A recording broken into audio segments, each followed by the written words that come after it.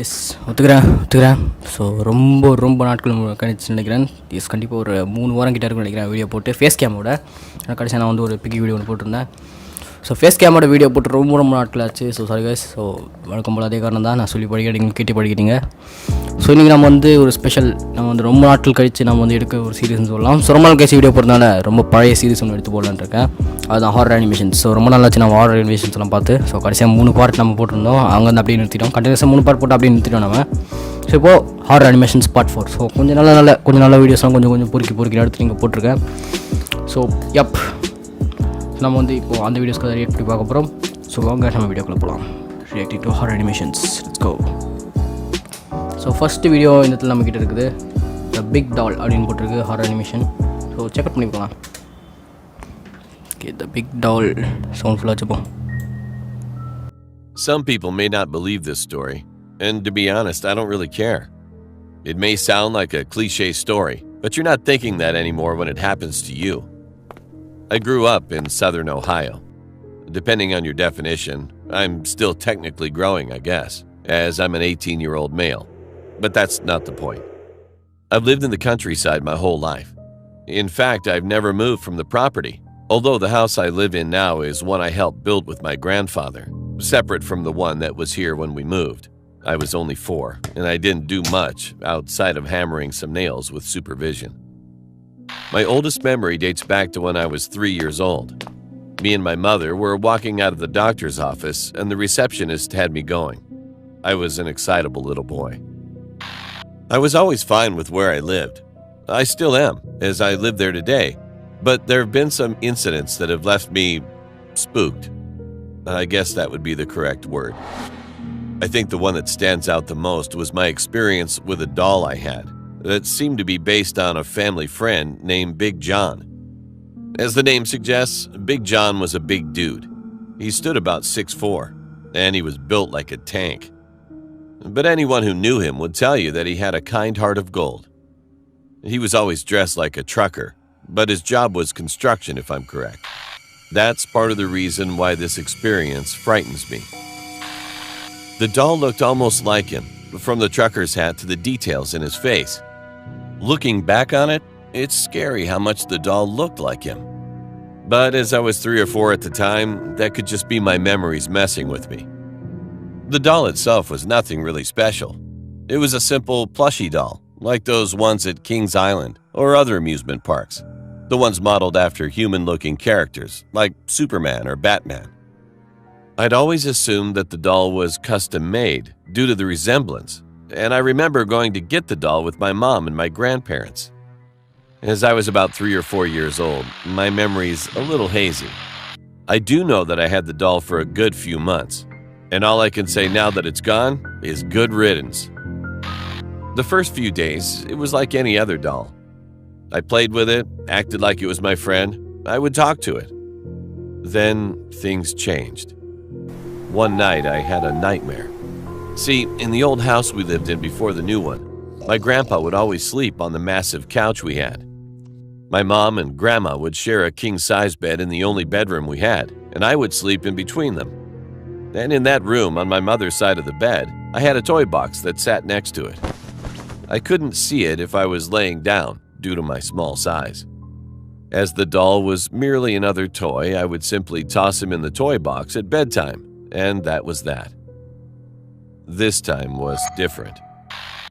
In my nightmare, I was being chased by the doll. It was a recurring dream. Big John's features were warped, twisted, however. His friendly smile was gone, and so was the cartoonish eyes. In their place were unnervingly wide eyes and a demonic grin, punctuated by razor-sharp sets of teeth. I'd jump from my bed and run from the bedroom, but I wouldn't make it far. The living room we had was huge, and it was connected directly to the bedroom. I would make it halfway through the living room before turning around to see if I was being chased, and then the doll was on me. Then I'd wake up. The first time I had the dream was the scariest, however. When I woke up, I shot directly up in my bed. My first instinct was to look at the toy box, where I should have been able to see the doll. But it wasn't there. I nearly screamed when I spotted the doll sitting on a chair at the foot of the bed. I know it was on the toy box the night before, because the chair that the doll was sitting on was from our kitchen table, and I'd always say, "Good night, Big John," before hopping into bed. I was scared, as all I could see was that terrifying visage from my dream. I laid back down and jerked the covers over my head.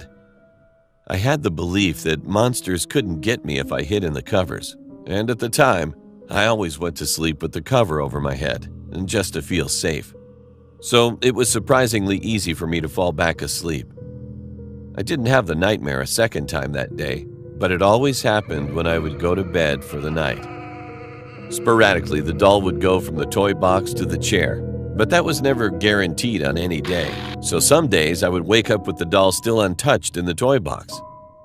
Somehow, I would still play with the doll, but it eventually got to the point where I would see that demonic face on the doll instead of the friendly smile, and I'd throw the doll away from me.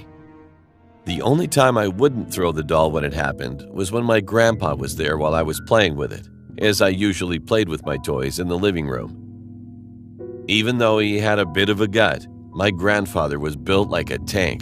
As he was only in his early 50s, it wasn't hard to see why, as he was a skilled carpenter, construction worker, and other stuff like that. All he needed was one man to help him build an entire house, and it was hard for me to feel scared in his presence.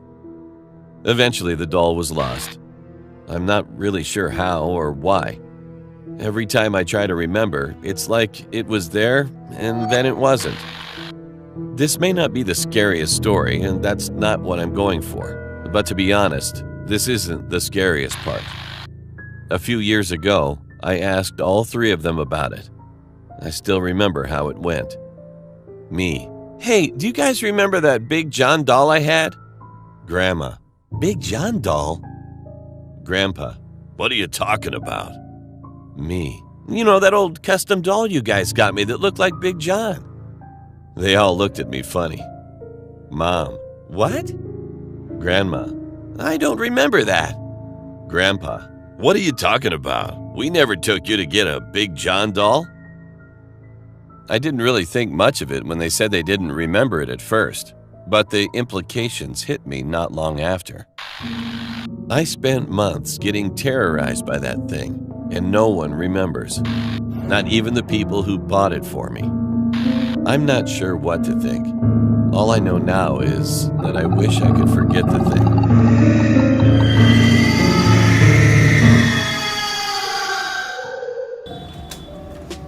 Okay, so நல்லா தான் இருந்துச்சு அந்த story. கொஞ்சம் அது இருந்தது, அதுக்கப்புறம் இல்லை அப்படின்னு ஒரு விஷயம் ஒன்றுங்கிறது பிளாக் ஆயிடுச்சு. ஹலோ, ஓகே, லைட்டிங் வர மாட்டேங்க கரெக்டாக. பர்ஃபெக்டாக நினைக்கிறேன். ஸோ இந்த மாதிரி அவ்வளோ பெரிய ஸ்கேரியான ஸ்டோரி மாதிரி தரல, நல்லா இருந்தது. ஒரு நல்ல ஒரு வித்தியாசமான ஸ்டோரியாக இருந்தது. இப்போ நம்ம வந்து அடுத்த வீடியோவுக்கு போகலாம். அடுத்த scary.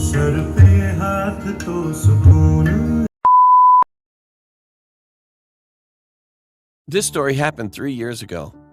First, I want to start off by saying that I'm a femboy with long blonde hair and crystal blue eyes. I always get mistaken for being an actual girl due to me being 5'5" and very petite. Anyway, I work the graveyard shift at Sonic's, along with 3 of my friends, which I'll name Mike, Robbie, and Charlotte for this story. We also had a shift manager that monitored our shifts and assigned us breaks and whatnot. It was around 11 p.m. and we were about to close in another hour. The shift was really slow, and there was really nothing to do other than redo everything we'd already cleaned. Our shift manager, being the laid-back woman she was, said that we could do whatever, but we would have to come back immediately if we began to pick up on orders. Really, she only said this so she could go out back to smoke a cigarette and scroll through her Facebook. Robbie and Charlotte decided to sneak off, knowing that our manager wouldn't return back inside until it was closing time.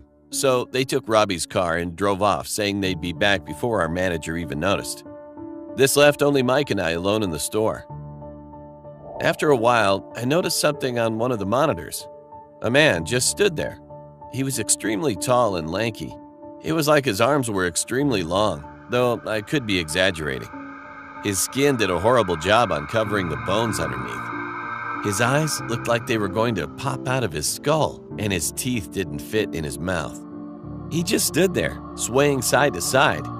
It was like his body moved, but his head and neck didn't move with it, even though they were attached. இப்படிதான் நினைக்கிறேன் அது. Well, I was completely freaked out, and Mike just laughed, saying he must be stoned. I laughed it off too, but only to make me feel better. It didn't. Because he didn't have a car, my headset didn't connect to the speaker that allowed me to speak to him. He stood there for about another 5 minutes before he walked away. I felt a relief hit me as I saw him walk off the monitor, but I couldn't celebrate for long. Mike had asked me to blow him, and I was down for it. That was until there was a beep coming from a stall, which meant someone pressed the red button and wanted to order. Before I was able to do my sonic greeting, I was already greeted with jagged breathing. It sounded like someone trying so desperately to breathe for air, or as Mike would explain it, someone with a slit throat. I gathered up the courage and spoke. "Welcome to Sonic. Order when you're ready." I was just greeted by heavy breathing. I felt all the hair stand up on my arms. I repeated it again in case he didn't hear me. Just more breathing. After a while, I just hung up because I was getting freaked out. It was 11:30 p.m. by now, and Mike and I began to gather our stuff together due to it being almost home time. We both heard the back door open and close, and we figured it was just Robbie and Charlotte sneaking back in before our manager came back to say we could clock out now. "You guys are early," Mike called back there. No response. ஓ அவனா இருக்கும். "You guys back there?" Mike called. Expected. Still no response. I could see Mike getting irritated. He marched back there while saying, "Hey, I'm speaking to you guys. Mike got Hola, up quiet. hola. I went to him to figure out what the hell was going on back there. As I stood next to Mike, I saw why he went quiet. It was that man from outside. He'd gone through the door our manager usually cracked open so she didn't get locked out while out in the back. He just stood there, staring, his eyes wider than ever. White stuff bubbled from his mouth. He pulled out something from his back pocket. It was a knife. Mike and I were both frozen, not knowing what to do. The man pulled up his sleeve, revealing his extremely long and bony arm. He then begins cutting himself, while making that same gasping noise along with a blood-curdling scream. He screamed so loud, I screamed, in shock. Then he turned and limped toward the door, one leg walking while the other leg dragged behind. Mike and I just stood there. It wasn't long before Charlotte and Robbie walked in, filling the silence with their laughter. They looked at the terrified look in our eyes, and we immediately told them everything. At first, they didn't believe us, but I guess the tone and look of our faces showed we weren't lying. Soon, our manager walked in, asking if we were ready to leave. I asked if we could replay the outside tape from an hour ago, and she agreed. As we watched the tape, I was even more stunned at what I saw. அவன் இருக்க மாட்டான். There was no man in the drive-thru or standing at the stall. And the creepiest thing? Seeing me and Mike just standing there terrified, at nothing. Okay so இதுவும் வந்து இது அந்த story கொஞ்சம் நல்லா தான் இருந்தது. இந்த ஸ்டோரி வந்து கிட்டத்தட்ட சொன்ன ஒரு எக்ஸ்பீரியன்ஸ் மாதிரி தான் இருந்தது. அவங்களுக்கு நடந்த ஒரு எக்ஸ்பீரியன்ஸ் கொஞ்சம் நல்லா தான் இருந்தது. ஓகே அடுத்தது. This took place 2 years ago, and I can still recall every moment in almost perfect detail. It was nearing the end of school. Everyone was on their way to their last period, which for me was history, a class that I not only wasn't good at, but I also disliked the teacher, and at that point I honestly had no motivation of even showing up. So, ultimately, I decided to ditch and hide out in one of the bathroom stalls. என்னமோ வந்துதாங்க. So, ultimately, I decided to ditch and hide out in one of the bathroom stalls located near the very back. Sorry guys, அது வந்து மரம் அது. So நான் confuse ஆயிட்டேன். Cool. Almost no one went back there, so I figured no one would find out anyway. I was in the furthest back stall, playing some game on my phone, when the ear-deafening sound of the principal coming over the intercom made me jump. Lockdown, lockdown. This is an emergency alert. Please follow lockdown procedures. Go into the nearest room or building, lock the door, and turn off all lights. It was a lockdown announcement, though I honestly didn't pay it any attention, considering they were all practice, and so I just continued to sit there in the stall and wait. But just then, all the lights to the building seemingly shut off all at once. The hum of the light faded, along with the buzzing of the AC unit, which meant all the power to the school had been cut off. The bathroom had gone pitch black, and that's when I was actually starting to get worried. Power was never cut off during practice lockdown drills. I texted my friend asking him what was going on, and literally right away he answered back with a text saying, "Dude, where are you? It's a real lockdown. Everyone's asking where you are." I told him I was in the bathroom, and he responds saying I should hide. But where else could I go? I wasn't just going to run out into the hallway to find a better spot. So ultimately, I decided to stay and hide in the stall I was in. I turned my phone's brightness down and texted my friend again. I asked him what the reason was for the lockdown, and after 5 long minutes of waiting, he replied saying that apparently there was a kid armed with a knife banging on classroom doors and asking to be let in. Both my classroom and the bathroom I was in were on the same floor, so I turned off my phone and tried my best to see if I could hear anything. There were running footsteps, and that was followed by the sound of the bathroom door opening. I was absolutely horrified at what I was hearing. Whoever entered walked towards the stall. பரவாயில்ல, இந்த bathroom வந்து கொஞ்சம் நல்லா தான் இருக்குது. Full மேலே கீழே வரைக்கும் கவர் பண்ணி வச்சுருங்க. ஸோ ஆனால் உள்ளே ஏறது ரொம்ப ரொம்ப கஷ்டம். ஏன்னா வந்து அடியில் கொஞ்சம் ஸ்பேஸ் இதுனா ஈஸியாக உள்ளே க்ரால் பண்ணி போயிடலாம். அதுவும் சின்ன பையன் வர சொல்கிறாங்க. Next to me went inside and shut the door. I held my breath for what seemed like forever. Then, to break the silence, in a shaky voice, I said, "Who's in here?"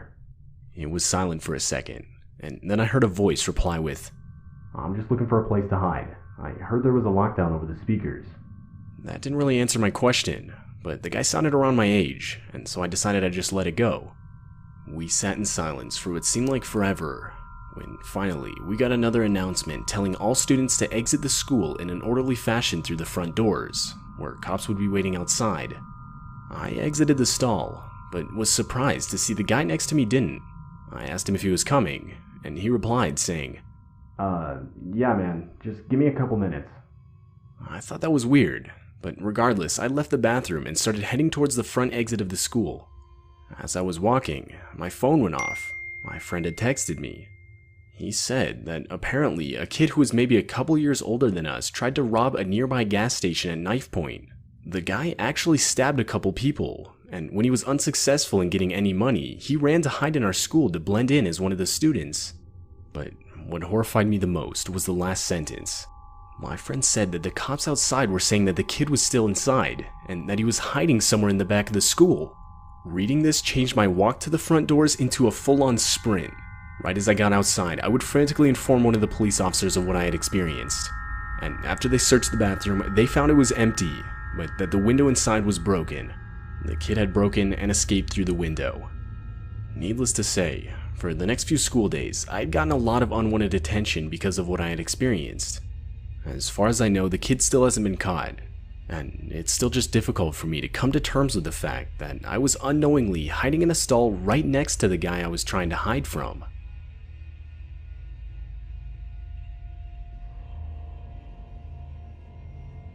Okay, that's... I somewhat recently got my first real job as a teacher at a public elementary school in a nearby neighborhood. It was the first school year I was teaching, and at this point it was only September, so needless to say, I was still learning the ropes.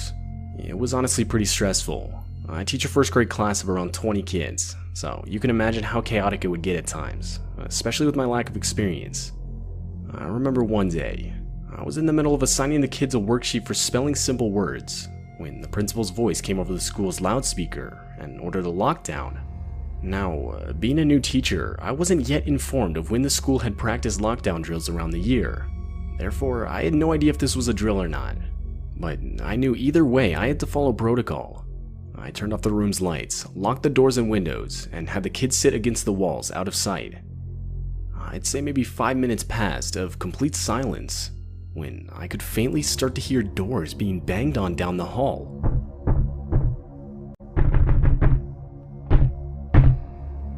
Okay wait பண்ணி இது continue ஆகுதா இங்கே இந்த ரெண்டாவது ஸ்டோரின்னு போட்டிருக்கு, உங்களுக்கு தெரியும் நினைக்கிறேன். ஸ்டோரி 2ன்னு போட்டிருக்கு. ஸோ அப்படியே வந்து ஸ்ட்ரைட்டாகவே கண்டினியூ ஆகுது பாருங்கள்.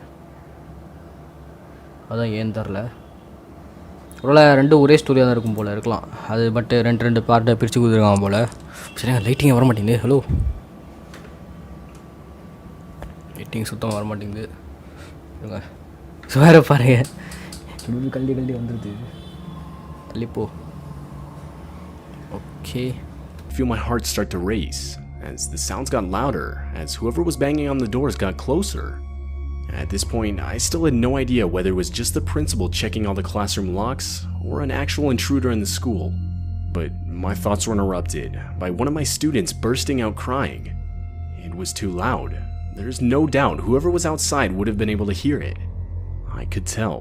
The banging outside stopped in response to the noise, shortly after followed by a single pair of footsteps walking up to the door.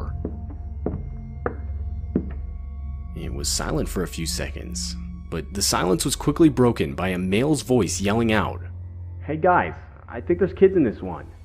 And that confirmed this lockdown was real.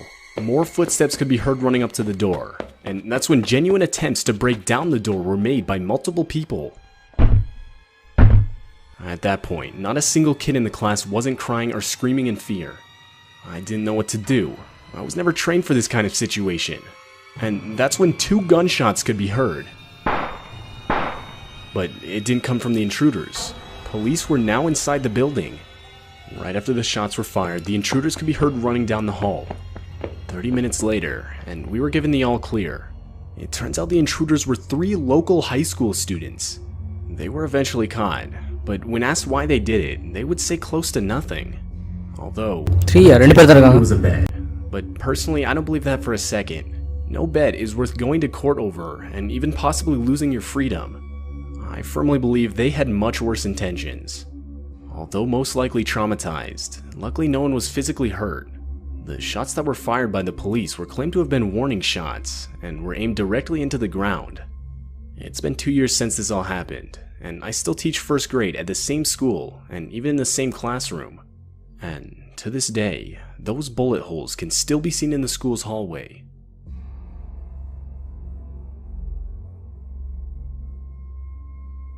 Guys இதோட முடிச்சலாம் நினைக்கிறேன். என்ன திரும்ப பாருங்கள் 3 வருஷம் continue ஆகிடுச்சு. அதெல்லாம் video ரொம்ப பெருசாக என்ன போயிட்டுருக்கு. So that's all guys. So இதோட உங்கள் எல்லாருக்கும் பிடிச்சிருக்குன்னு நினைக்கிறேன். ஸோ ரொம்ப ஃபன்னாக இருந்தது இந்த வீடியோ. ஃபன்னாக இருந்ததோட பெருசாக எனக்கு ஏதோ ரொம்ப பயமாக இருந்த ஸ்டோரிஸ் இருந்த மாதிரி தெரில. ஃபஸ்ட் 2 ஸ்டோரிஸ் ஆனால் அடுத்த 2 ஸ்டோரிஸ் கொஞ்சம் ஒரு ஹாரர், அதை தவிர்த்து ஒரு சின்ன ஒரு த்ரில்லர் மாதிரி தான் இருந்தது. ஒரு சஸ்பென்ஸ் த்ரில்லர் அந்த மாதிரி தான் இருந்தது. ஸோ நல்லா இருந்தது. இந்த மாதிரி நம்ம அடுத்த ஒரு வீடியோவில் பார்க்கலாம் கைஸ். அடுத்த ஒரு 100 மிஷன்ஸ் ரியாக்ஷன் வீடியோ பார்க்கலாம். ஸோ ரொம்ப நாள் கழிச்சு ஃபேஸ் கேமில் வந்திருக்கேன். ஸோ அதான் கொஞ்சம் ஒரு மாதிரி இருக்கும் அந்த வீடியோலாம். ரொம்ப இருட்டாக வர இருக்க பாருங்கள். ஸோ அது பேய் வீடியோன்ற ஒரு ஃபீல் கொண்டு வரது தான் பண்ணியிருக்கேன்.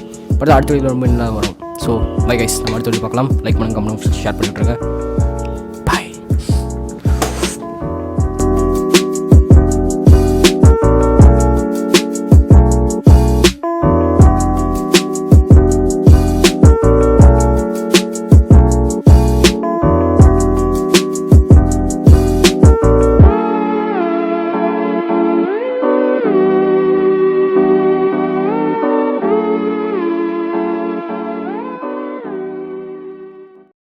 Given, that's how we live it. Don't be mad at the system, it's simply how we've existed.